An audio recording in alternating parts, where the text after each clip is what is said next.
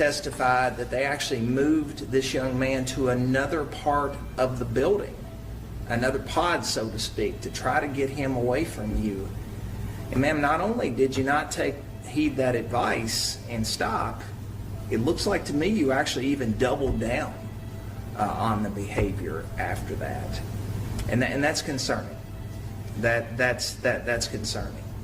I know a lot of people in your letter talk about your mental health issues, that you've had issues with being bipolar, and I don't doubt any of that.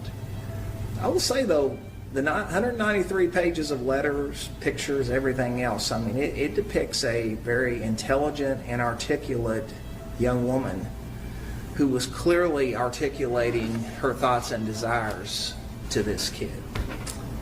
I don't doubt you have some issues, but it's just those issues aren't enough for me to not follow the jury recommendation in this particular case. I just don't find, even though it might not have been what I would have done if I were sitting on the jury, it probably would not have been, I don't find it an unreasonable recommendation, and so I'm going to follow it.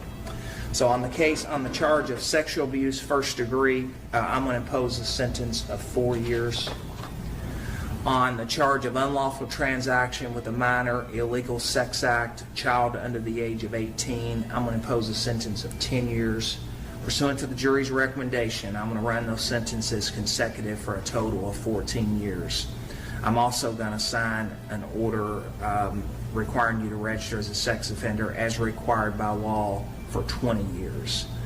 I'm signing the interpersonal protective order that would prohibit you from having contact with this young man. I think that is for a period of